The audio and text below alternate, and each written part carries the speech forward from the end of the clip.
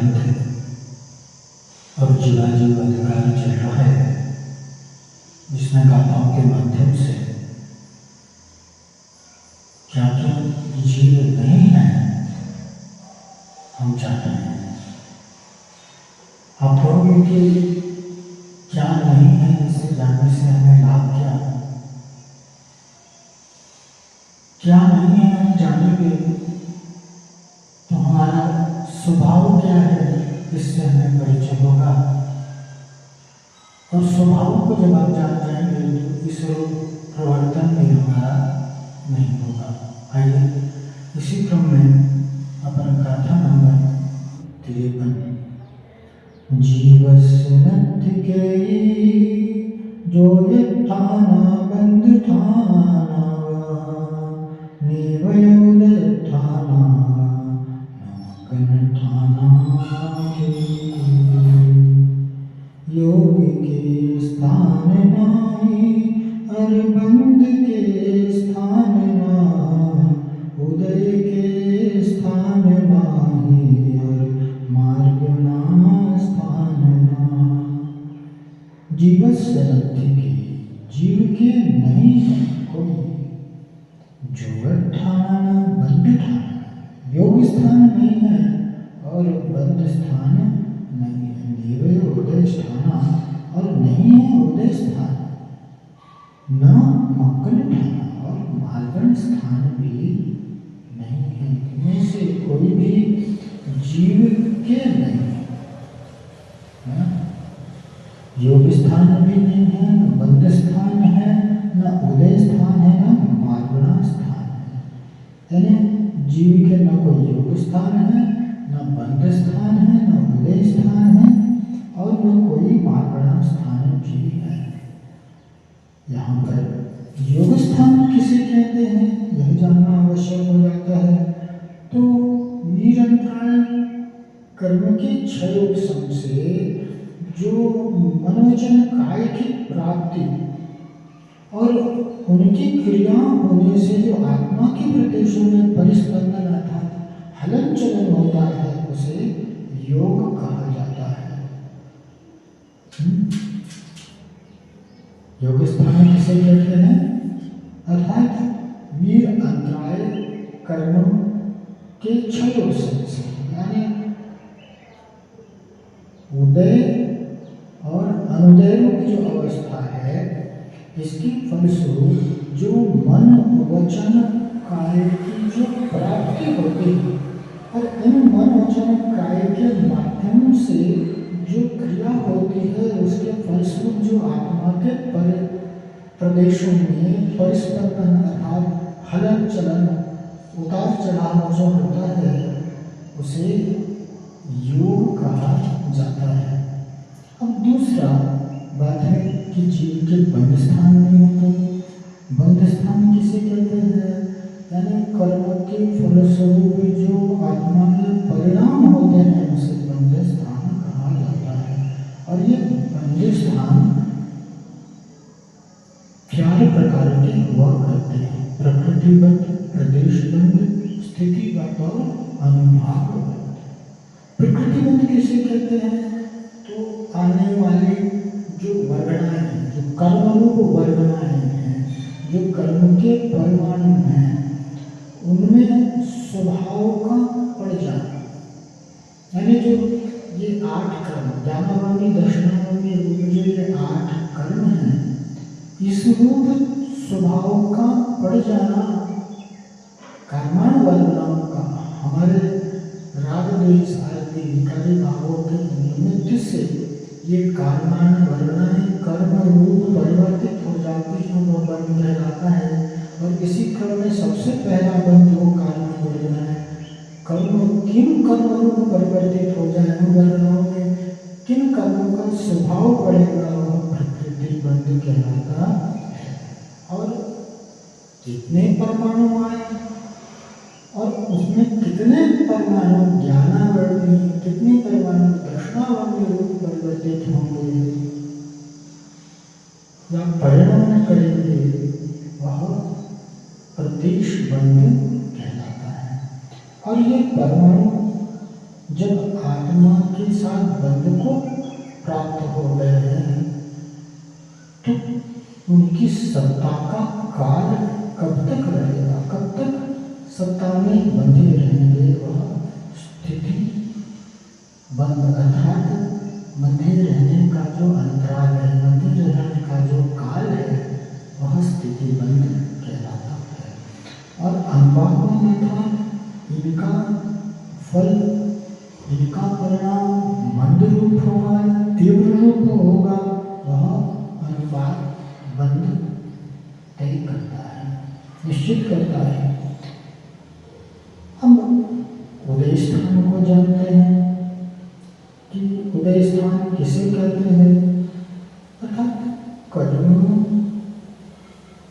उदय में आए और आत्मा में सुख दुख रूप अनुभव हुआ, उसे उदय स्थान कहा जाता है। और ये असंख्यात प्रकार के उदय स्थान हुआ करते हैं। अब बात आती है मारणा स्थान की, यानी मारणा अर्थात जिनमें जीव को खोजा जाए उसे मारणा कहा करते हैं। और ये 14 प्रकार के हुआ करते हैं, जिसे गाथा के माध्यम से जानते हैं। गदेन्द्रिये सुखाय जोगे वेदे कषायणानया संयम दंसन देशा भव्या समर्थ संज्ञाहारे। यानी पहली मार्गणा है गति, फिर इंद्रिय आय, योग वेद कषाय ज्ञान, संयम दर्शन लेशा भव्यत्व सम्यक संज्ञा और आहार। इस प्रकार से 14 मार्गणा कहलाते हैं, यानी जिनके माध्यम से जीव की खोज की जाए, जीव की पहचान की जाए। इसमें सबसे पहले मार्गणा है गति मार्गणा, यानी जीव मनुष्य है, देव है, त्रियंज है या नारकी है, यह गति मार्गणा बतलाती है।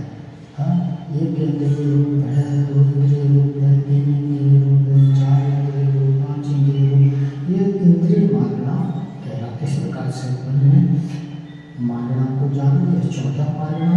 इस गाथा नंबर 53 में यहाँ आचार्य बताते हैं कि जीव के योग स्थान भी नहीं है, अर्थात मन वचन काय योग स्थान भी नहीं है, बंध स्थान भी नहीं है, प्रकृति स्थिति प्रदेश और अनुभाग रूप बंध स्थान भी नहीं है, और वह उदय स्थान है, कर्म के उदय रूप जो अवस्था है वह उदय स्थान भी नहीं है, और मार्गणा स्थान भी जीव के नहीं है। अब गाथा नंबर 54 अर्थात 54 नंबर की गाथा देखते हैं।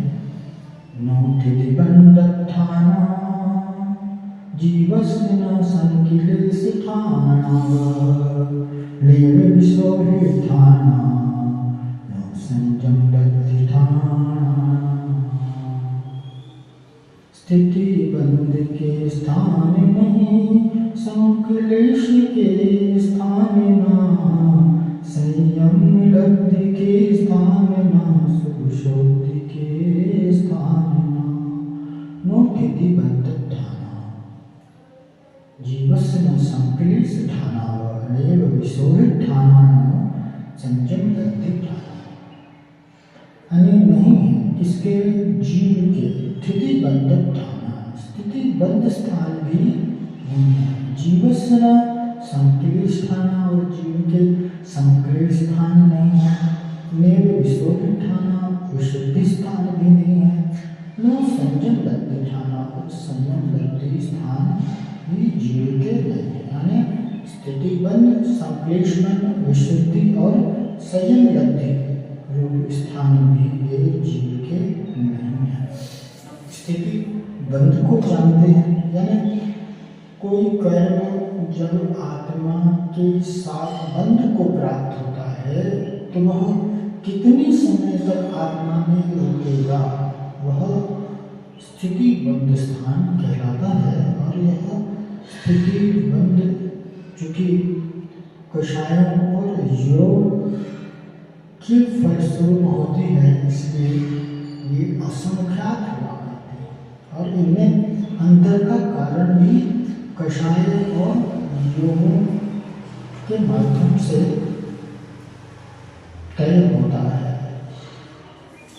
स्थितिबद्ध स्थान को जाना और संवेद स्थान किसे कहते हैं, यानी कषायों का जो तीव्र रूप उद्रेक है, विपाक है, वह संवेद रूप जो आत्मा की अवस्था है वह संवेद स्थान कहलाती है।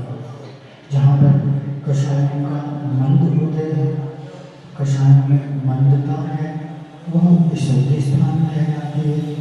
और चारित्र मोह के विपाक यानी चारित्र मोह की अभाव जो अवस्था है, इस स्थिति में जो क्रमिक रूप से निवृत्ति हुई, 5 पापों से निवृत्ति हुई और संयम का ग्रहण हुआ, संयम रूप जो अवस्था है वह उत्तरोत्तर वृद्धि को प्राप्त हो रही है, ऐसी अवस्था संयम लब्धि स्थान कहलाती है। 55 देखते 55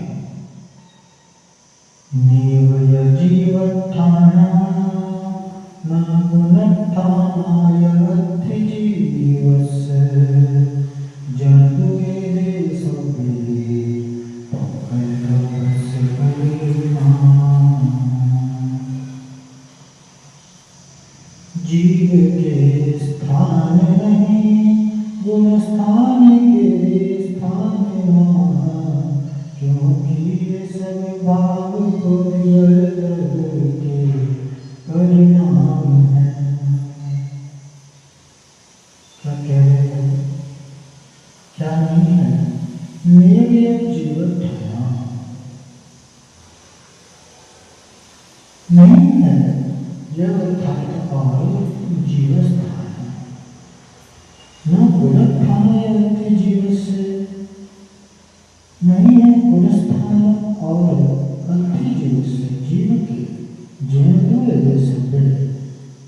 कषाय के यह सब पुद्गल द्रव्य से परिणाम, पुद्गल द्रव्य के परिणाम है। अर्थात जीव के जीव स्थान नहीं है, नहीं गुण स्थान है, क्योंकि ये सब तो पुद्गल द्रव्य के परिणाम है।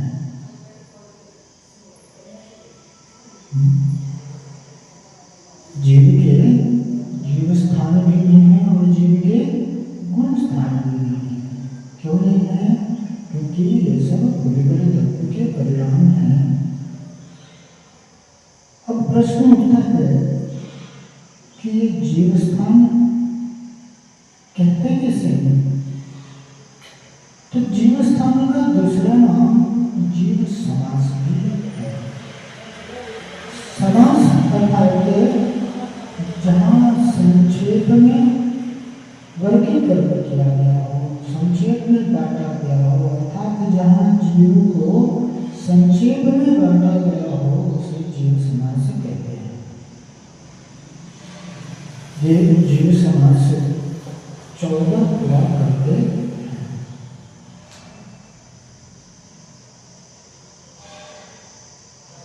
पादर और सूक्ष्म एक इंद्रिय और द्विंद्रिय, तीन्द्रिय, चतुरिंद्रिय तथा संगी पंचेंद्रिय, इस प्रकार 7 प्रकार के हो जाते हैं। सर्वप्रथम बादर एक इंद्रिय, दूसरा सूक्ष्म एक इंद्रिय, तीसरा 2 इंद्रिय, चौथा 3 इंद्रिय, 4 इंद्रिय, 5 इंद्रिय और 5 इंद्रियों में संगी और असंगी के भेद से 2 प्रकार के होने से इस प्रकार से 7 प्रकार के ये हो जाते हैं। और ऐसे बादल सूक्ष्म एक इंद्रिय, फिर 2 इंद्रिय, 3 इंद्रिय, 4 इंद्रिय और संगी असंगी पंच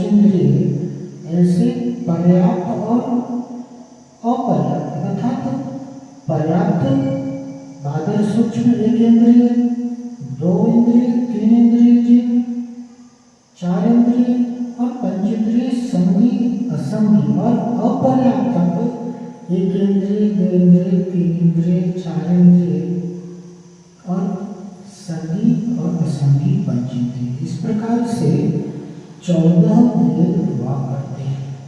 यहाँ पर शब्द जो अपरिचय में हमारे, वो सबसे पहले है पर्याप्त और अपर्याप्त। किसे कहते हैं?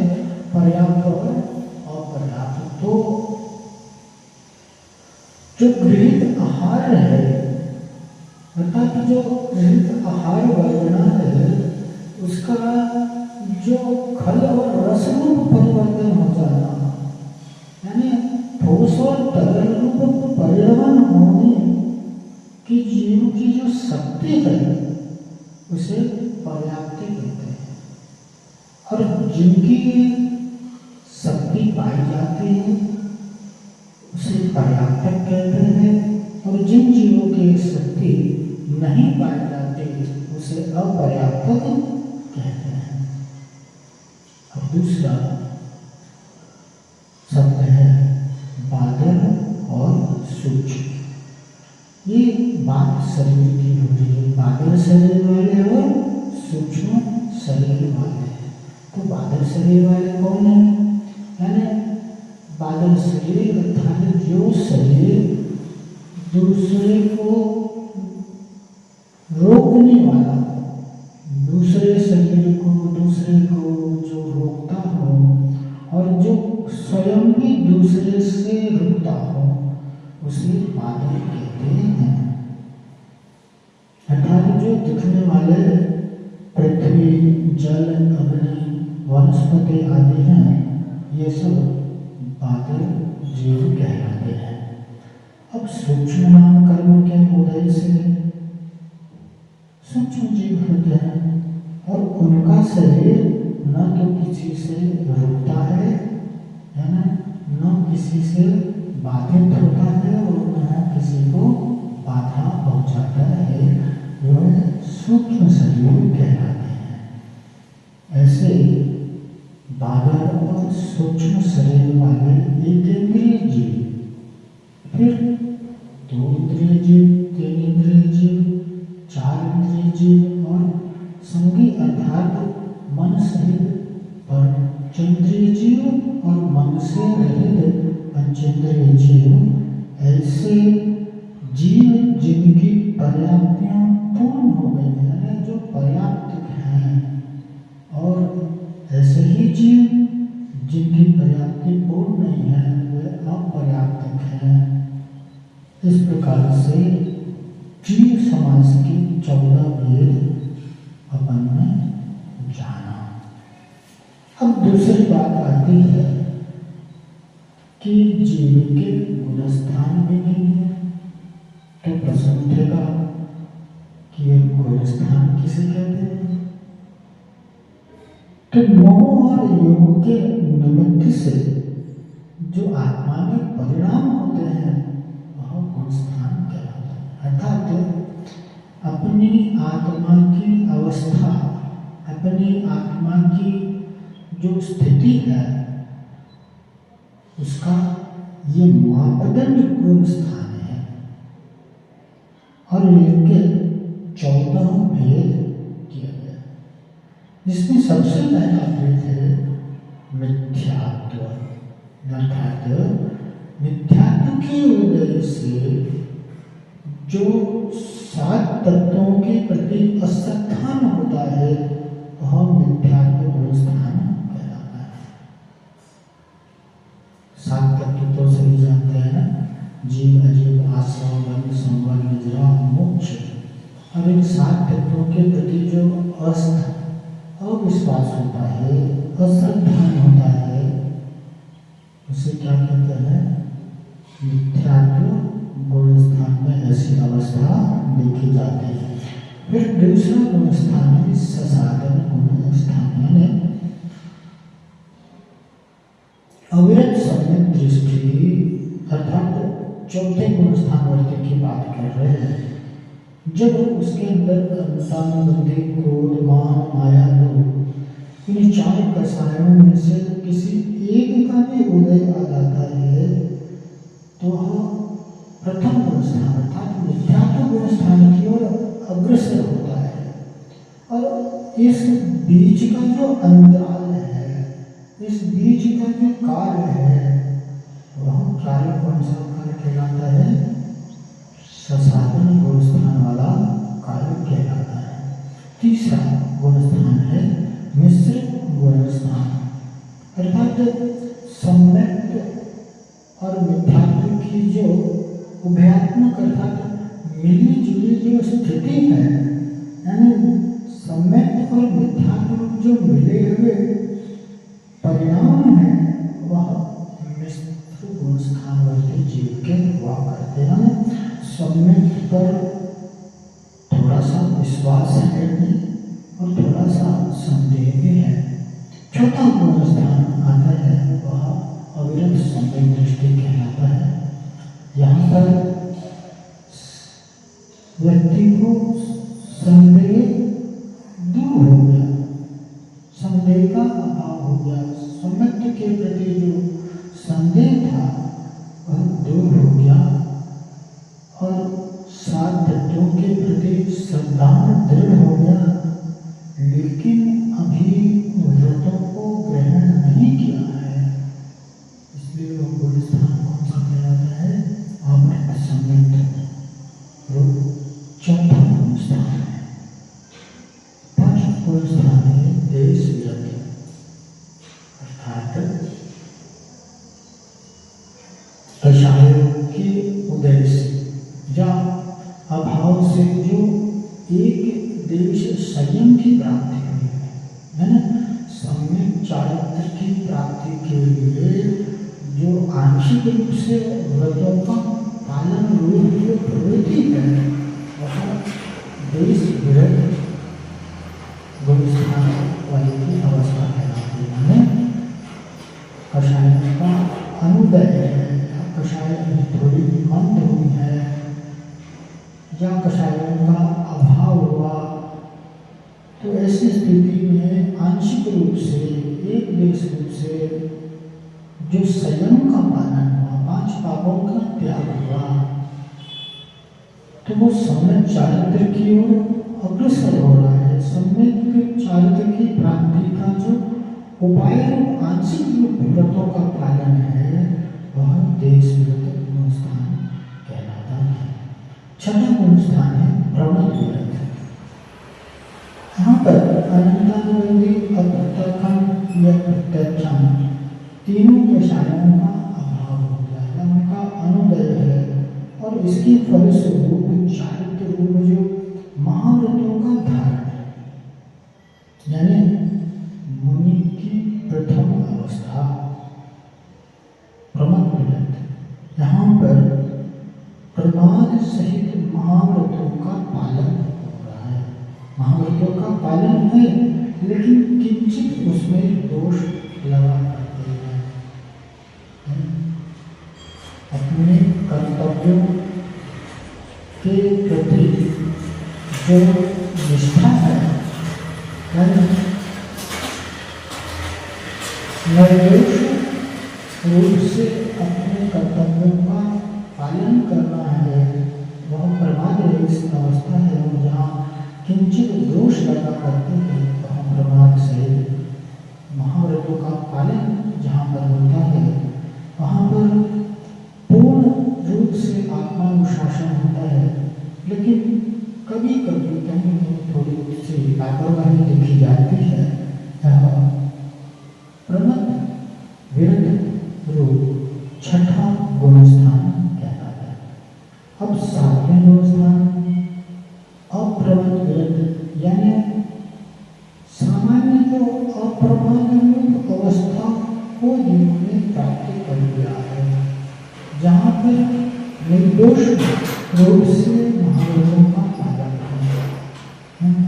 जो संयम कषाय का तीव्र उदय था वो कषाय में क्या हुआ? मंद उदय को प्राप्त हुआ, जिसके फलस्वरूप महाव्रतों का सम्यक रूप से बड़ी भाग्य रूप से जहाँ पर पालन होना है, निर्दोष पालन होना है महाव्रतों का, वह अप्रमत्त विरत रूप सातवां गुणस्थान कहलाता है। अब श्रेणी रूप आरोहण हो रहा है। 8वां 9वां 10वें गुणस्थान की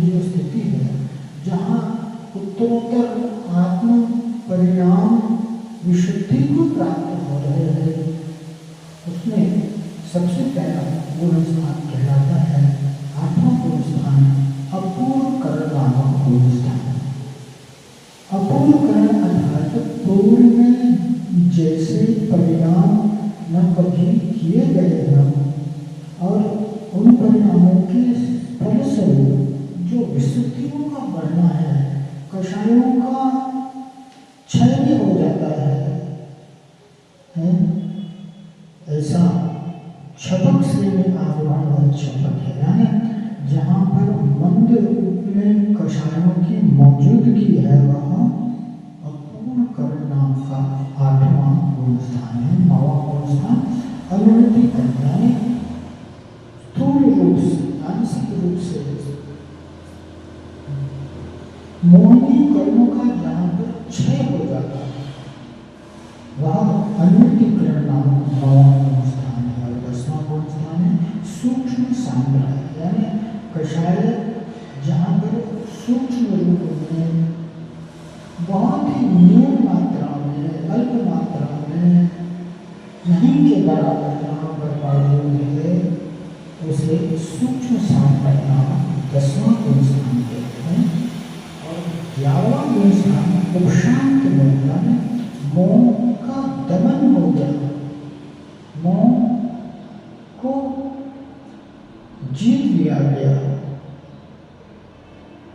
लेकिन अभी केवल ज्ञान की प्राप्ति नहीं हुई है, वह उपशांत गुण नाम का 11वां गुण स्थान कहलाता है। 12वां गुण स्थान है क्षीण मोह, जहाँ पर ब्रह्म का विनाश हो गया था, सभी कषाय सभी मोह का नाश हो गया, वह क्षीण मोह नामक 12वां गुण स्थान कहलाता है।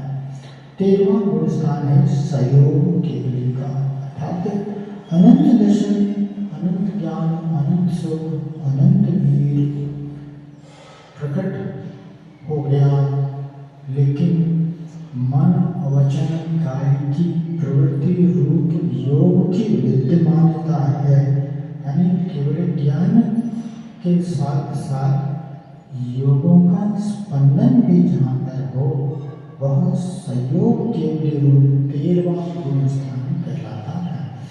और 14वां और आखिरी गुण स्थान है अयोग केवली का, जहाँ पर शेष जो अघात्य कर्म है उनका भी अभाव हो गया और सिद्धत्व रूप जो अवस्था है अर्थात मोक्ष निर्वाण की जहाँ पर प्राप्ति हो जाती है वह अयोग केवली नामक 14वां गुण स्थान कहलाता है।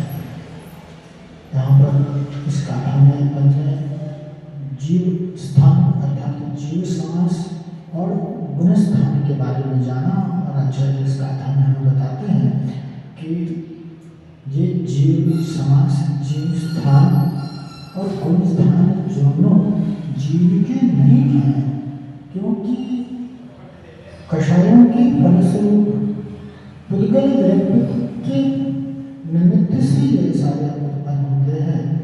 कर्मों की विद्यमानता की अवस्था में ये सारे गुण स्थान और जीव स्थान की उत्पत्ति होती है, विद्यमानता होती है, इसलिए यह जीव के नहीं है, ये तो पुद्गल के परिणाम है, इसलिए जीव के किस प्रकार माने जाएंगे, अर्थात ये जीव के नहीं है।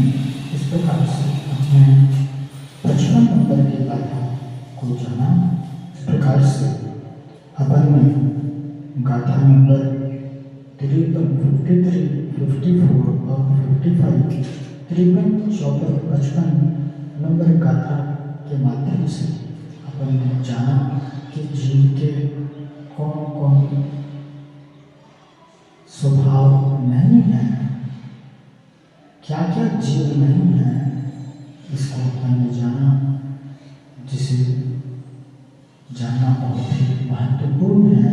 और इसी क्रम में अपन आगे और जाने